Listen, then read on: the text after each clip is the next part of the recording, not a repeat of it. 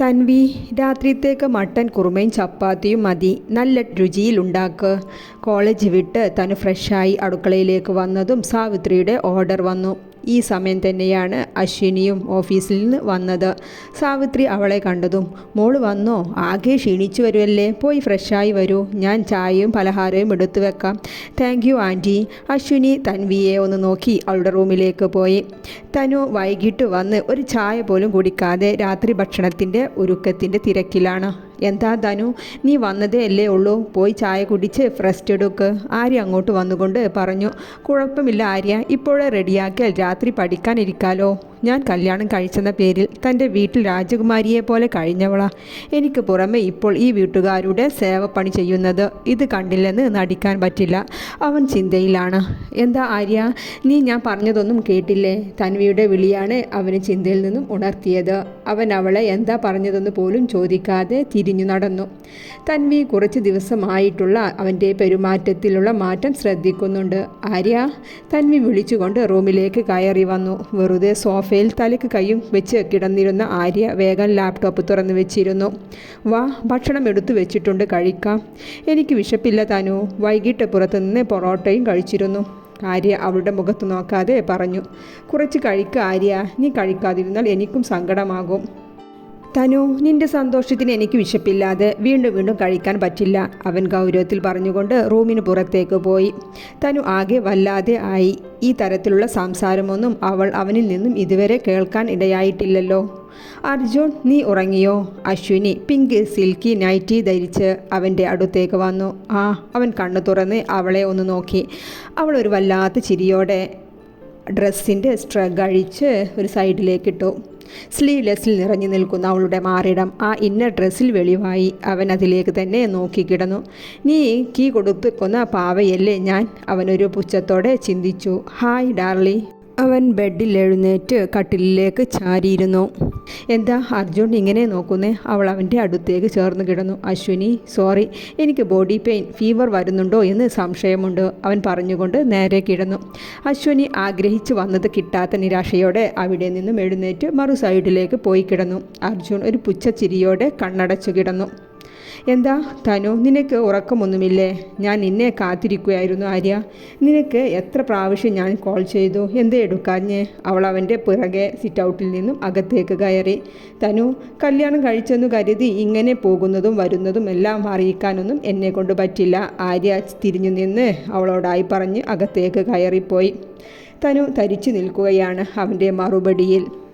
സാവിത്രി വലിയ ലിസ്റ്റ് ഉണ്ടാക്കുന്ന തിരക്കിലാണ്. അമ്മ, ഉച്ചത്തേക്ക് എന്താ ഉണ്ടാക്കേണ്ടത്? തൻവി, ഉച്ചത്തേക്ക് ഇന്നത്തെ സാമ്പാർ ഇല്ലേ, അത് മതി.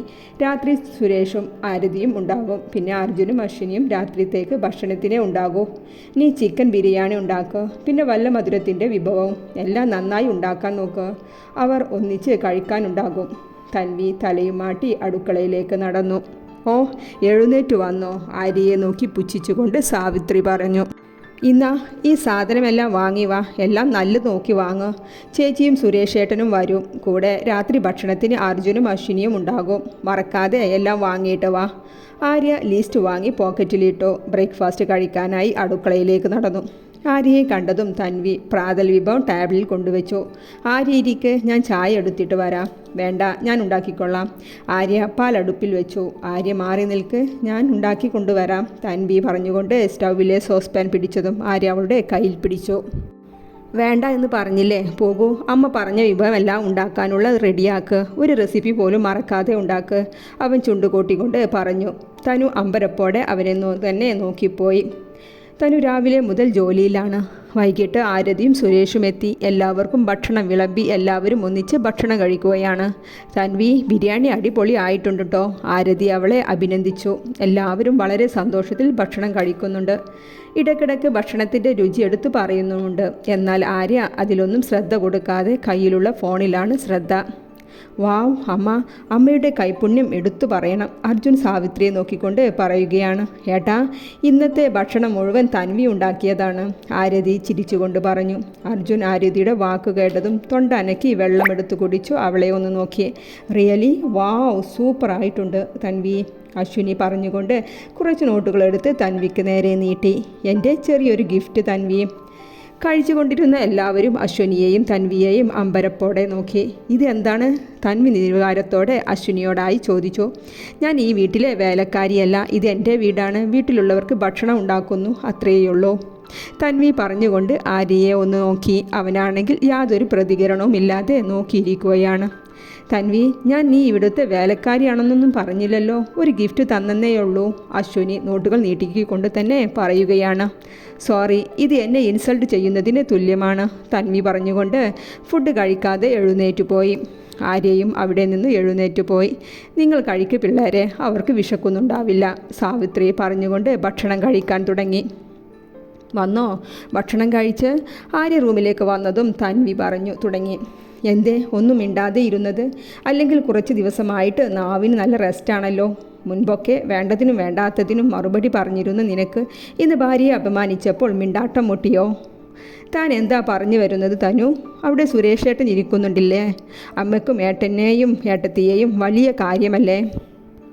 ഈ ഒരു കാര്യത്തിന് ഞാൻ വെറുതെ സീനുണ്ടാക്കി. അച്ഛൻ വയ്യാതെ ഇരിക്കുന്ന സമയമല്ലേ? അച്ഛൻ്റെ ആരോഗ്യത്തിനും അത് ബാധിക്കില്ലേ? ഓഹോ, എല്ലാവരുടെയും ഫീലിങ്ങിൽ എന്താ ശ്രദ്ധ? സ്വന്തം ഭാര്യയെ അപമാനിച്ചതിന് മനസ്സ് നൊന്തതിന് ഒരു പ്രശ്നവുമില്ലേ ആര്യ? എനിക്കൊരു വിലയുമില്ലേ ആര്യ ഈ വീട്ടിൽ? ഒരു വാക്കുപോലും നിനക്ക് ചോദിക്കാൻ തോന്നിയില്ലേ?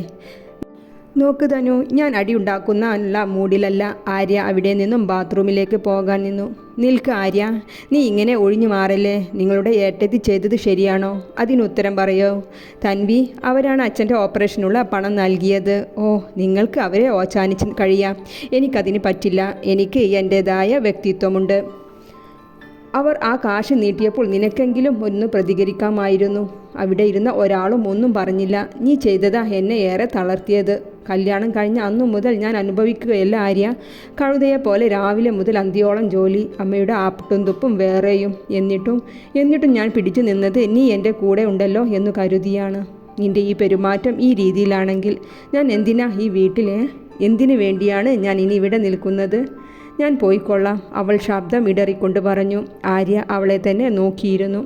നിനക്ക് ശരിയെന്ന് തോന്നുന്നത് ചെയ്യ്, ആര്യ നിർവികാരത്തോടെ അവളെ നോക്കി പറഞ്ഞു.